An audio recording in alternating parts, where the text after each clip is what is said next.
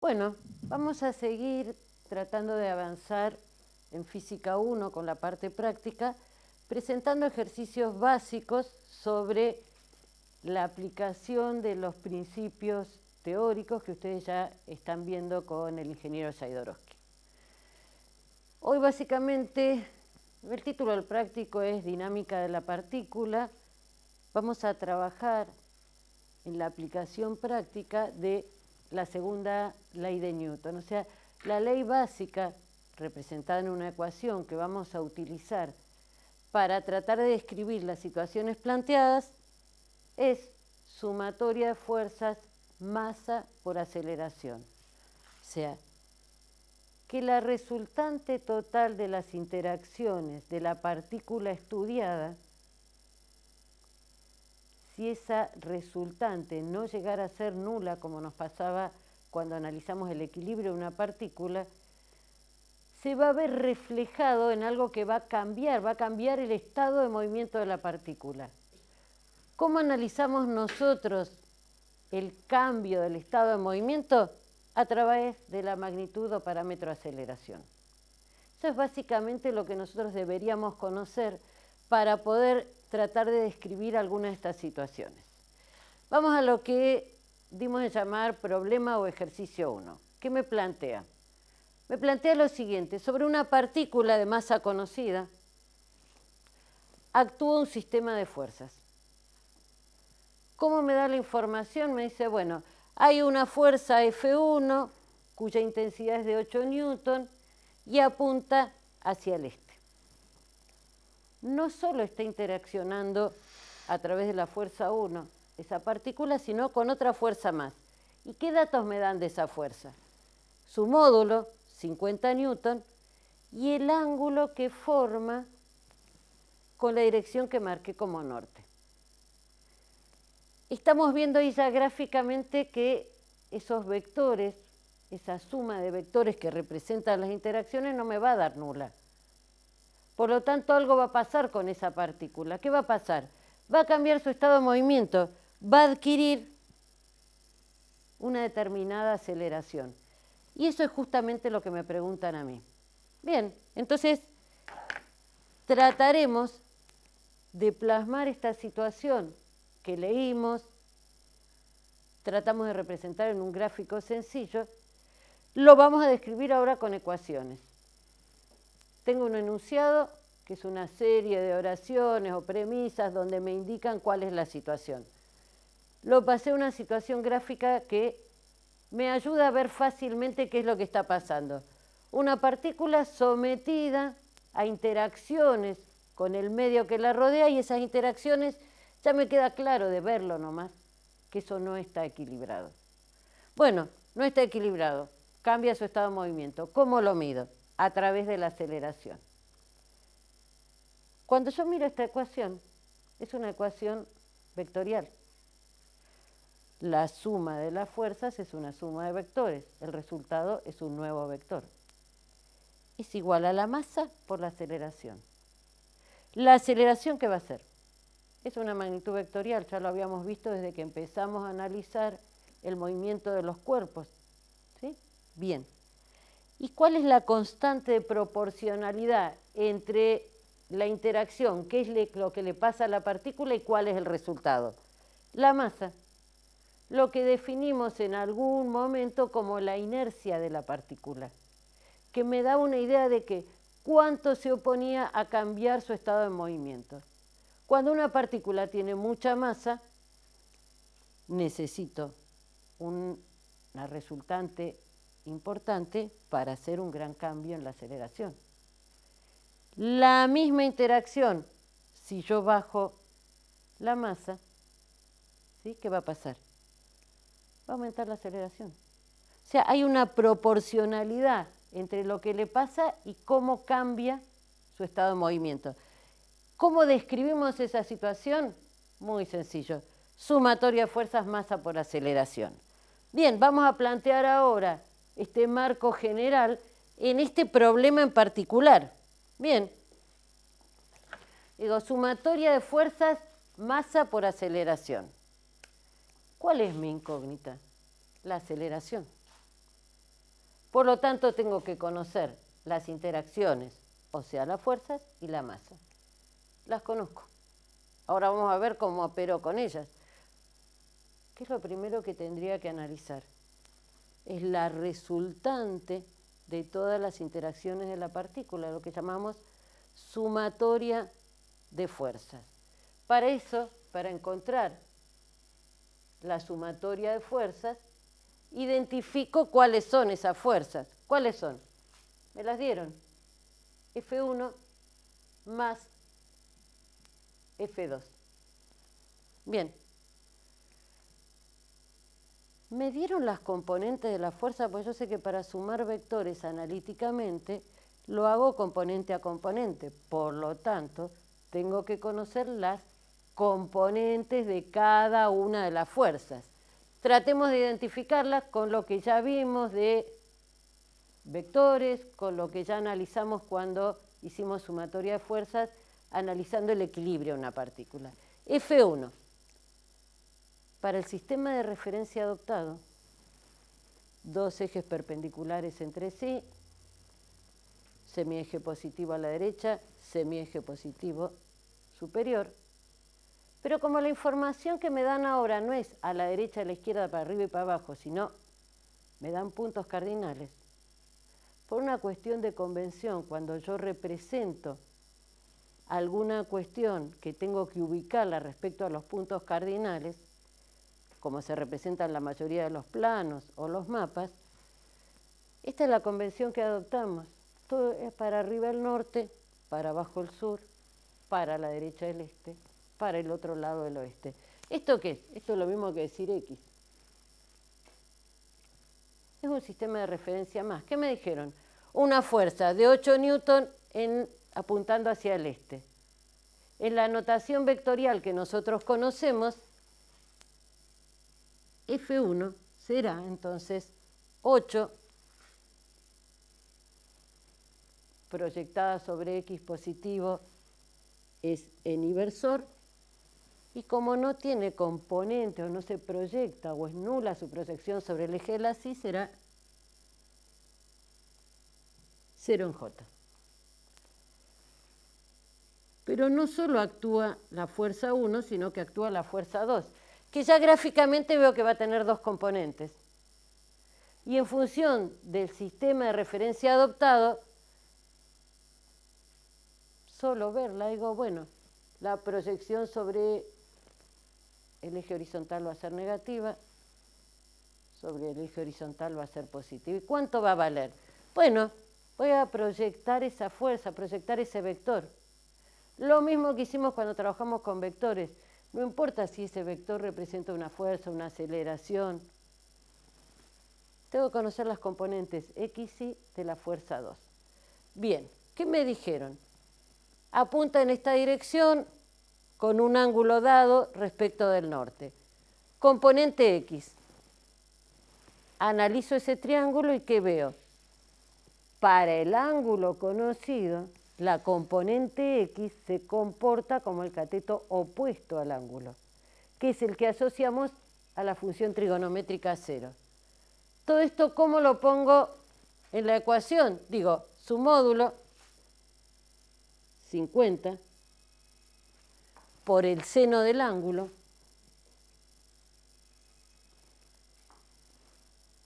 estamos hablando de vectores, no me importa solo la magnitud de esa proyección, sino para qué lado apunta. Negativo, según Y. Más, ahora quiero la proyección de esa fuerza en la dirección del eje norte-sur, lo que tradicionalmente llamamos eje Y. Cuando analizamos, vemos que está asociada al cateto adyacente al ángulo conocido, lo que asociamos a la función trigonométrica coseno. O sea que sería 50 por coseno de tita según J. ¿Puedo encontrar ahora la resultante, que es lo que estaba necesitando, la sumatoria de las fuerzas?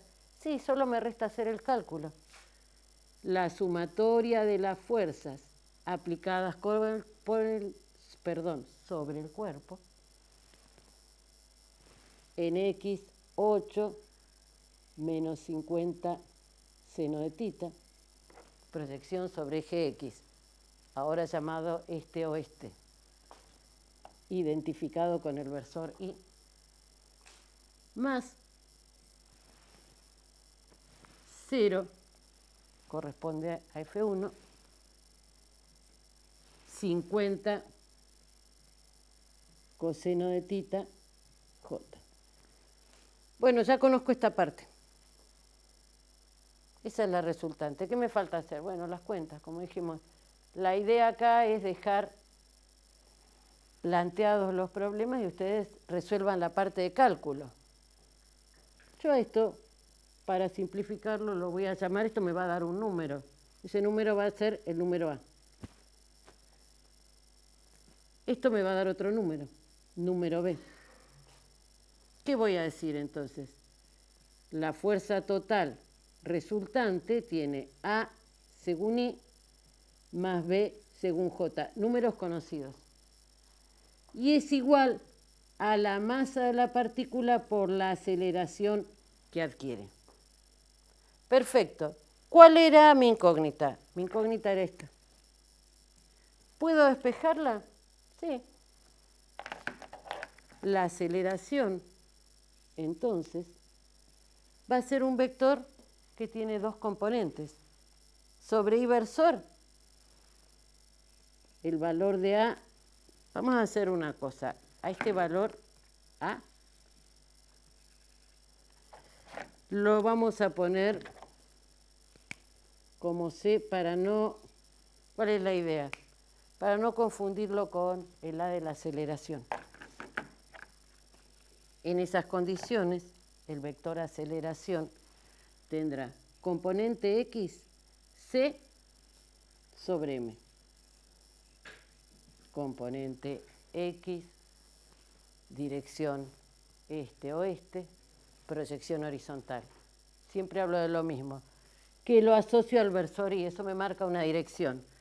Más B sobre M en J versor. Tengo completamente identificada la aceleración. Recuerden que cuando yo quería identificar un vector, tenía que conocer sus componentes. Bueno, C sobre M o B sobre M son números que puedo conocer habiendo hecho los cálculos que ya indicamos. ¿Está terminado el problema?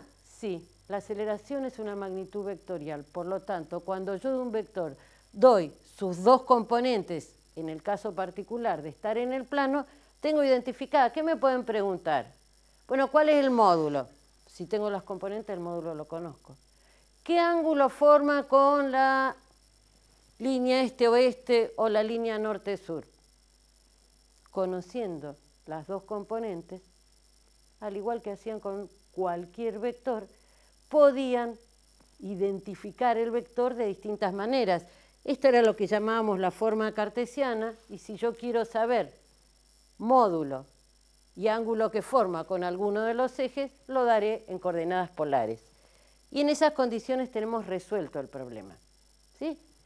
Aplicación directa de la segunda ley de Newton.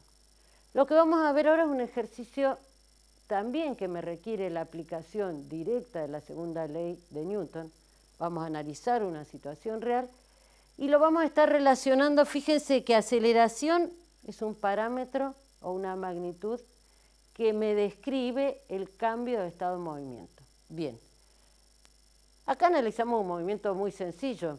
Será un movimiento con aceleración y sobre una línea.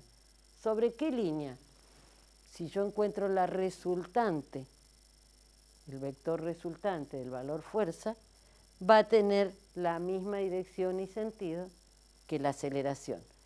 Ahora vamos a analizar desde el punto de vista dinámico de interacción en un movimiento particular que es el movimiento circular. Nosotros ya lo vimos en cinemática.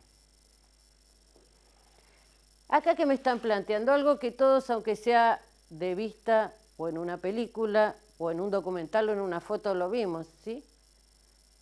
Un juego de algún parque de diversiones, como quieran llamarlo, que es una montaña rusa. ¿Qué se trata? De una sucesiva, de una vía por la que nos desplazamos con un carro, con un móvil, vamos pegados a la vía y vamos recorriendo valles y cimas. ¿Qué podemos suponer? Podemos suponer que cada uno de esos valles es parte de una trayectoria circular. Lo mismo sucede cuando voy en la parte más baja, lo que llamo valle, o cuando voy en la parte más alta, que es la cima. Esa es la situación planteada. Me dice, bueno, está sobre una montaña rusa, la masa del carro con sus ocupantes es de 500 kilos. Bien. ¿Qué datos me da? Me dice, lo primero que te voy a decir es que cuando estamos pasando por la parte más baja, nosotros registramos la velocidad. Y tiene un valor de 20 metros por segundo. Me dijeron eso. Como ya me dijeron que esto es parte de un círculo, digo, bueno, la velocidad es siempre tangente a la trayectoria. Por lo tanto, en este caso particular de que estoy en el valle de la montaña rusa, puedo identificar la velocidad en esa dirección y sentido. Tangente a la trayectoria. Perfecto. Porque yo digo, la velocidad me da el módulo, pero la velocidad es un vector. Y depende cómo varíe esa velocidad, yo voy a poder asociarlo a la aceleración. Bien. Entonces me preguntan, en esas condiciones, ¿cuánto vale la fuerza de interacción entre el carro y la vía?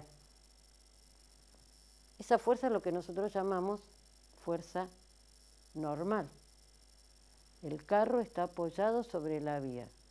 Por lo tanto, la vía reacciona, lo sostiene de alguna manera. Y la segunda incógnita es, ¿con qué velocidad máxima puede llegar al punto B para no despegarse de la vía? Aunque no estemos estudiando física, pensemos, ¿qué pasa si yo pudiera ir acelerando en ese carrito? ¿Qué pasa si voy muy rápido? Y bueno, sería probable que pasado un determinado valor, si yo voy muy rápido, me despegue de la vía. Entonces lo que me pregunta es justamente eso. ¿Cuál es lo máximo? ¿A qué límite le tengo que poner de velocidad a ese carro para que no salgan todo el mundo volando de la vía? ¿Sí? Esa es la situación real. Estamos hablando de interacciones entre el carrito y todo lo que lo rodea. Por lo tanto, vamos a seguir hablando de la segunda ley de Newton. ¿Qué particularidad tenemos acá?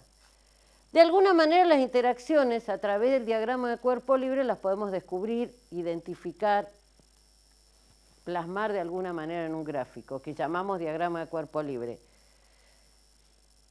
La masa me la dan. ¿Y qué pasa con la aceleración? Estamos hablando de un movimiento circular. Sabemos que cuando hay un movimiento circular, describimos el cambio de velocidad a través de dos aceleraciones. Una tangente a la trayectoria y otra perpendicular a esa tangente, la aceleración tangencial y normal. La aceleración tangencial estaba asociada al cambio de velocidad. ¿A qué cambio? Al cambio del módulo de la velocidad. Pero hay una aceleración que está presente cada vez que yo realizo un movimiento circular, porque aunque no cambie mi velocidad, el módulo, ¿sí?, lo que leería el velocímetro que tengo en el carrito, sí voy cambiando todo el tiempo de dirección y sentido, por lo tanto hay una aceleración. Esa aceleración nosotros la habíamos identificado con el valor aceleración normal. Dicho esto, digo, tengo que relacionar interacciones identificadas con fuerzas y cambio en la velocidad, identificada con aceleración. ¿Por qué? Porque lo primero que me piden es una fuerza. Digo, bueno, ¿dónde interviene eso? Bueno, va a intervenir en la segunda ley de Newton. ¿Cómo hago para analizar esas interacciones?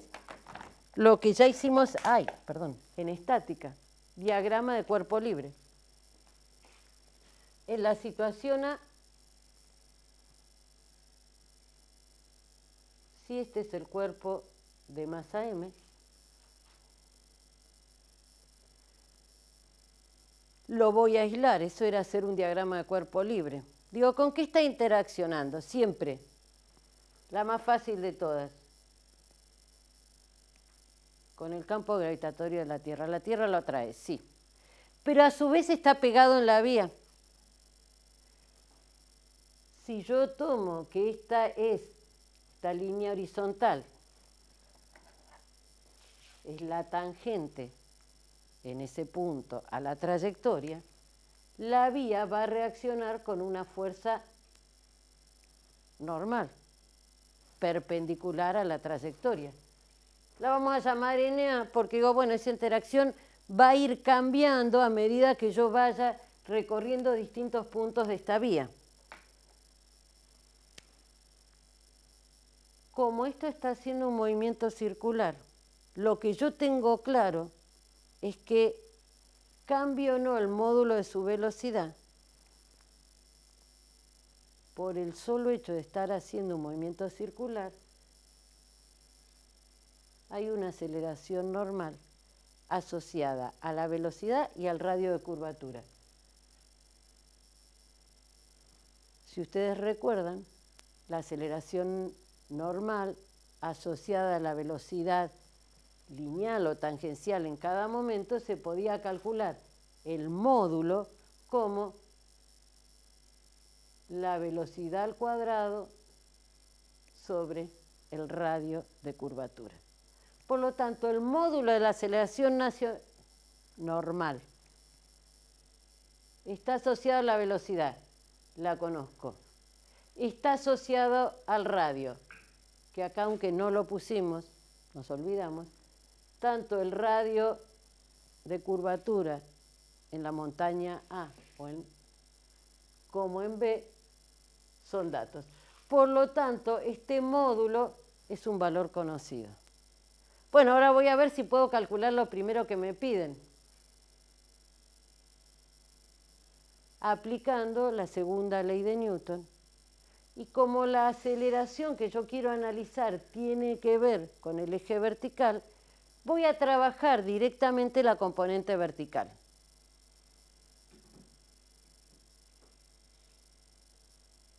Todo lo que apunta hacia arriba lo voy a poner positivo, todo lo que apunta hacia abajo. Ese es mi sistema de referencia, el clásico.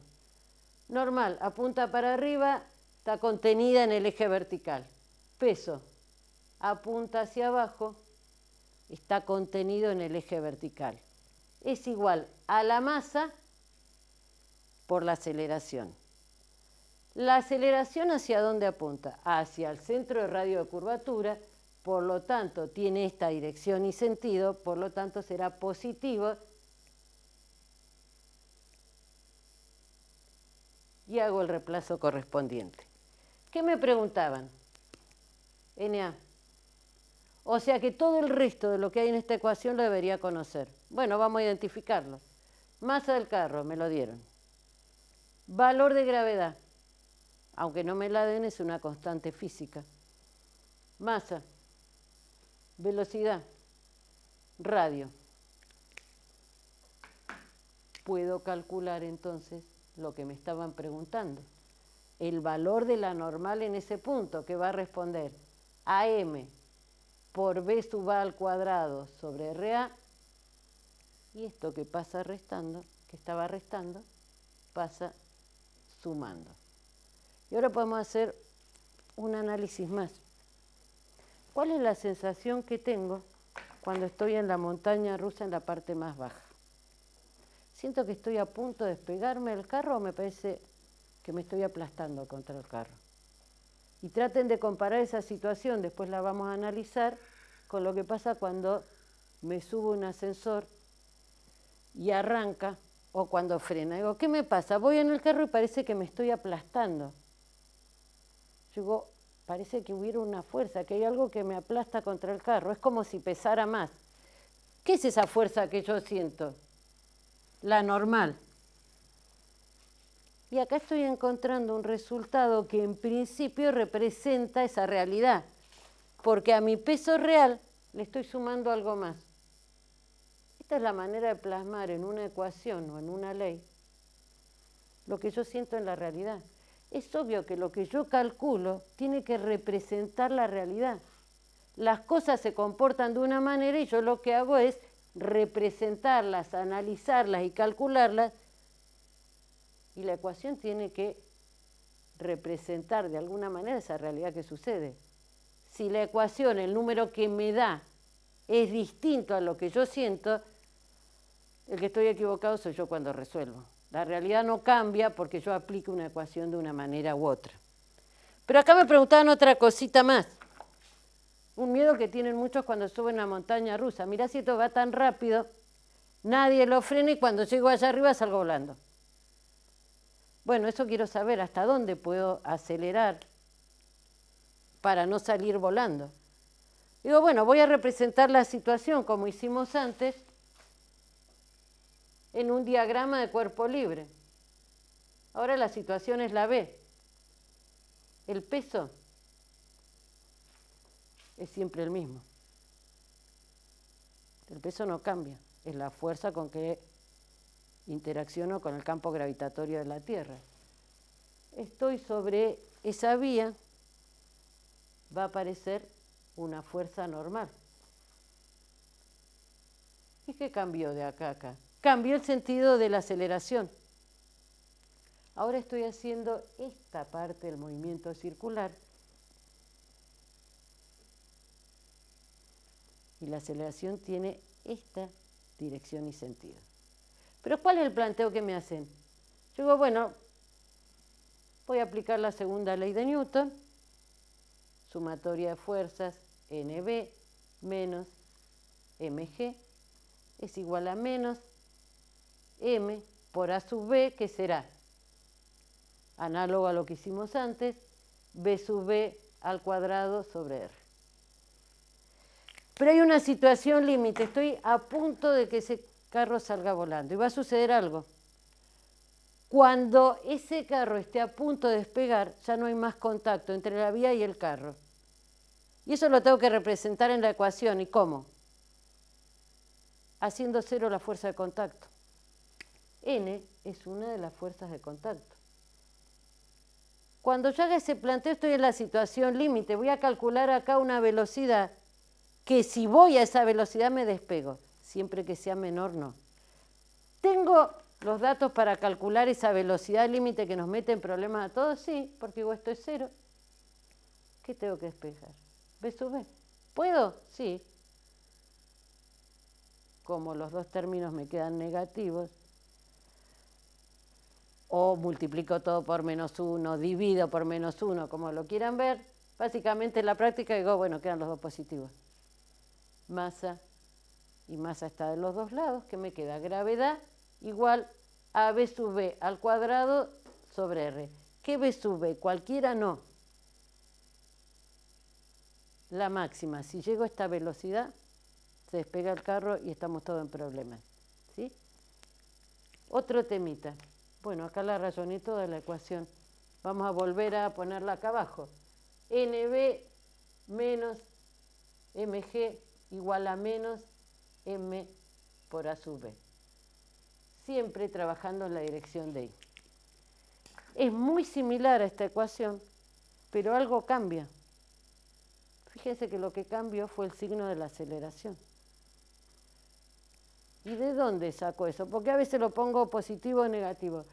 Porque estoy trabajando con una ecuación vectorial. Fuerza, masa por aceleración. La combinación de estas dos interacciones en esta situación particular da como resultado una aceleración hacia el centro de radiocurvatura, que en este caso coincide con el sentido de la normal, y acá es opuesto. ¿Y eso qué tiene que ver con la realidad? Cuando hago el mismo análisis de la normal, me queda menos ma sub b más mg. Si lo comparo con lo que dijimos antes, ¿qué pasaría? La normal, que es lo que la superficie me está haciendo a mí, que de alguna manera yo lo siento, va a ser menor que el peso, porque es el peso menos algo. Es la sensación esa que tenemos cuando en la cresta de la montaña rusa parece que estoy a punto de despegarme. No peso menos, no adelgazo porque estoy arriba, pero sí la interacción es menor. Y esto está perfectamente representado en la ecuación. Eso es lo que les pedimos siempre. Cuando hacen un cálculo, ya sé que no puedo de entrada con solo mirarlo decir si el número está bien o mal, pero sí interpretar ese número. En este caso lo que interpreto es, cuando voy en la parte más baja, yo lo que siento en la realidad es que me aplasto contra el carro. Esa sensación, ¿cómo se mide? A través de la normal. Bueno, pareciera que hice bien las cosas, después las cuentas no sé. Tengo una fuerza o estoy sometido a una acción mayor que mi propio peso. Cuando estoy en la cresta, parece que estoy a punto de despegarme, como si pesara menos. Lo que pasa es que mi normal disminuyó. ¿Sí? Y con esto estaríamos terminando estos dos ejercicios sencillos y clásicos de aplicación de la segunda ley de Newton. Siguiendo con este análisis de aplicación de la segunda ley de Newton, vamos a tratar de analizar otra situación que también se puede presentar o la podemos representar. ¿Qué me dicen? Hay un bloque apoyado sobre la pared. Soy consciente que si no hago algo, yo pongo esto acá, si no interacciono con él de alguna manera, no puedo hacer que se quede quieto. No necesito venir a la Facultad de Ingeniería para saber que si yo aplico una fuerza, lo puedo sostener ahí. Esa es la situación. Un bloque apoyado sobre una pared vertical, quiero que se quede quieto, le aplico una fuerza F. Me dan la masa del cuerpo, me dan el módulo de la fuerza y me dan dirección y sentido, porque me están diciendo que la aplico en forma horizontal. Bien. Lo primero que me preguntan es, ¿qué fuerza de roce está actuando sobre el bloque? Yo lo miro así, todavía no sé. ¿Por qué? Pues la fuerza de roce se identifica con una interacción entre el cuerpo y la superficie de apoyo. Y yo por ahora no lo separé, por lo tanto, no la puedo identificar. Vamos a lo mismo. ¿Cómo hago para identificarle? Bueno, vamos a nuestro clásico diagrama de cuerpo libre. Esa es la primera situación planteada. ¿Cuál es la fuerza de roce en la situación esta? Apoyé esto así y se mantiene. ¿Por qué presupongo que hay una fuerza de roce? Porque en condiciones normales, si la pared no fuera rugosa, esto se caería. Lo atrae la tierra, valor una caída libre. ¿Cómo hago? Algo lo está frenando. ¿Dónde voy a ver y describir esas fuerzas? Cuando haga el diagrama de cuerpo libre. Y la segunda situación es, en este caso estoy segura que está en reposo. Le aplico 100 newton y se quedó ahí. Pero hay una fuerza mínima que haga que se quede, porque yo podría tratar de que esto se quede, pero si hago poca fuerza se me cae. Hay una fuerza mínima. Bueno, eso me piden que calcule. Analizada la situación, vemos que se trata de lo mismo que venimos hablando. Un cuerpo que quiero analizar, que interacciona con todo lo que hay alrededor, y de alguna manera va a cambiar su estado de movimiento. En este caso me van a decir, ¿qué cambia si está siempre en reposo? Bueno, eso es lo que tengo que analizar. ¿Qué condiciones se tendrían que dar para que esto se quede en reposo? Tengo que analizar entonces interacciones y condicionar su movimiento. Bueno, el esquema sencillo que utilizamos siempre para identificar interacciones y aceleraciones, que son lo que miden el cambio en el estado de movimiento, es el diagrama de cuerpo libre.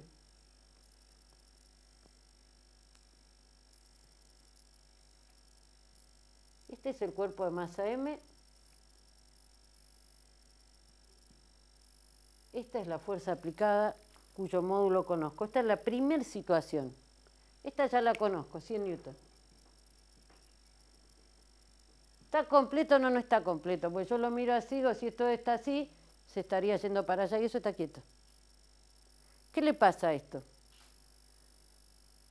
Dije, bueno, tengo que poner todas las fuerzas que actúan sobre ese cuerpo. La más fácil siempre de identificar, la fuerza peso. Bueno, ahora estoy en más problemas que antes. Si no hay alguna fuerza que anulen estas, Esto tendría una aceleración en esta dirección y una aceleración en esta dirección y sentido. Pero digo, bueno, yo le saqué la pared que lo sostenía. ¿Sí? Si yo empujo a la pared, al cuerpo sobre la pared, esa pared reacciona. ¿Cómo llamaba esa fuerza de contacto? Fuerza normal. ¿Cómo era? Perpendicular a la superficie de apoyo. ¿Y en qué dirección? Perpendicular, como dijimos. ¿En qué sentido? Nosotros decíamos saliendo de la superficie de apoyo. Está todo bárbaro. Bueno, podría suponer, si no quiero hacer muchas cuentas, digo, si la pared reacciona con una fuerza igual a la que hice, no se me va ni para atrás ni se mete en la pared. ¿Y con esto qué hacemos? Si no hay algo que frena, esto estaría en caída libre.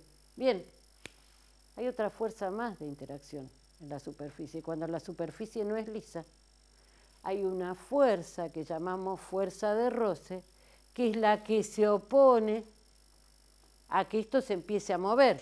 La tendencia al movimiento no necesito, insisto, venir a la Facultad de Ingeniería para saber que las cosas caen para abajo. Esto tendería a caer. Bueno, por lo tanto, va a aparecer una fuerza de roce. Estas dos fuerzas, ¿qué son? Fuerzas de contacto. Bien. Así yo digo, ¿qué me dijeron? Que esto se tiene que quedar en reposo. La situación es, lo aplasté contra la pared y se quedó. Lo que estoy diciendo entonces, que la aceleración tiene que ser cero. Lo pongo así porque digo, si el módulo es cero, quiere decir que sus componentes son cero. Bien. Estoy analizando magnitudes vectoriales. Sistema de referencia adoptado. ¿Qué es lo primero que me preguntaban? ¿Qué fuerza de roce está actuando cuando yo lo aprieto con 100 newtons sobre la pared? Estamos hablando de lo que sucede o del análisis en la dirección de X. De esta ecuación vectorial, como siempre decimos, mínimamente voy a obtener dos ecuaciones escalares. En este caso estamos trabajando en el plano identificado como XY, por lo tanto voy a decir que sumatoria de componente X va a ser M por A sub X, sumatoria de componentes Y, M por A sub I. ¿Con qué particularidad? Que esto tiene que ser cero y esto tiene que ser cero. Bien. ¿Qué voy a analizar? Digo, bueno, puedo analizar lo que sucede en la dirección de X y puedo analizar lo que sucede en la dirección de Y. ¿Por qué? Porque estamos hablando de magnitudes vectoriales. Acá me preguntan la fuerza de roce. No hay movimiento relativo, por lo tanto es roce estático. ¿Tiene siempre el mismo valor? No, como siempre vimos, la fuerza de roce estático tiene que ser menor o igual a mu por la normal. El coeficiente de roce estático por el valor de la normal. Porque cuando se supere ese valor, la superficie una desplaza sobre otra y ya jugaríamos, tendríamos que calcular con el coeficiente de roce cinemático. Acá estamos seguros que está quieto. Por lo tanto, si está quieto, y yo lo que quiero analizar es lo que sucede, porque quiero calcular ese vector que está en rojo, fuerza de roce, voy a analizar lo que sucede en la dirección de Y. Digo, sumatoria de fuerzas o componentes Y igual a M por A sub I. Como en este caso quiero que se quede quieto, voy a decir sumatoria de componentes Y igual a 0. Peso, fuerza de roce, son las únicas que tienen componentes en la dirección del eje Y, o sea, su proyección sobre el eje vertical. Fuerza de roce positivo, peso negativo. ¿Estamos de acuerdo? ¿Conozco el peso? Sí. Si conozco la masa, conozco el peso. Por lo tanto, puedo despejar de acá el valor de la fuerza de roce una vez que yo estoy apretando o empujando ese bloque con 100 newton. Porque ¿qué tendemos a hacer? Fuerza de roce muy por normal. No, esa es la máxima. ¿Alguien me dijo que es la máxima? ¿Que esto está por empezar a caer? No. Es más, después me dicen, ¿con qué fuerza tendría que apretar para que por lo menos se quede? Lo que sucede en la realidad. Yo decía, si esto lo aprieto contra el pizarrón con una determinada fuerza, se queda. Si voy aflojando, en un momento se empieza a caer. Bueno, me están preguntando justamente esa fuerza mínima. Esa fuerza mínima va a ser la necesaria para que esta fuerza de roce se esté por convertir en dinámica. Porque donde le afleje un poco más, se va a empezar a caer. Entonces, de fuerza de roce estática pasa a fuerza de roce dinámica. Por lo tanto, la condición para esta situación B planteada, esto que tenemos acá, de alguna manera tengo que condicionar mis ecuaciones con esa realidad. Esa realidad es, esto está a punto de empezar a caerse. Si está en punto de empezar a moverse, estoy seguro que la fuerza de roce estática es la máxima. Y ahí sí va a ser igual a mu por n. Coeficiente de roce estático es un dato. Necesitaría conocer el valor de n. ¿Y qué me preguntan a mí? Esta fuerza, ¿qué valor tomaría ahora una fuerza F1 para que suceda esto en la realidad? Que donde la cambie, esto se caiga. Digo, ¿y dónde aparece esa fuerza? Bueno, ahí vamos, estamos hablando de fuerzas en la dirección de X. Voy a representar la segunda ley de Newton en esa dirección. Obvio que en el caso particular de que la aceleración también es cero en la dirección de X, ¿qué fuerzas actúan en la dirección de X? La normal, que para el sentido adoptado del sistema de referencia es positivo, menos, ahora no la voy a llamar F, la voy a llamar F1. Porque una situación nueva es la que tendría que hacer para que esto esté a punto de desplazar. Esto tiene que ser igual a cero. Tengo una ecuación, tengo dos ecuaciones. Esta F1 es la que a mí me están preguntando. De esta segunda ya sé que F1 es igual a n. Y, como diría un compañero nuestro, ¿qué más? Hasta ahí está bárbaro. ¿Y dónde sacamos n? Del otro planteo que habíamos hecho. De esta ecuación podemos sacar n y de esa manera encontrar el valor de n. Y así podríamos sacar esta F1, que es la presión, si llamo, no lo quiero confundir con la otra magnitud física que ya van a ver más adelante, pero es la fuerza con la que tendría que apretar el cuerpo sobre esta pared para que esto no empiece a deslizar. Estamos en un caso límite. Aprieto más que con esa fuerza, todo bien. Menos se empieza a caer. Es lo que decíamos acá. Yo lo sostengo y lo voy aflojando y llega un momento que esto empieza a deslizar. Eso es lo que yo quería evitar. Y con esto estamos terminando este segundo ejemplo, o tercer ejemplo, mejor dicho, de dinámica de la partícula. Recuerden siempre lo mismo. Yo acá dibujé un cubo, en otro había dibujado un carro, dibujo un círculo, una pelota, no importa. Seguimos con el concepto de punto material. Toda la masa concentrada en un punto y no tenemos por ahora en cuenta cómo influye, cómo se distribuye la masa en el espacio. Con esto terminaríamos este tema.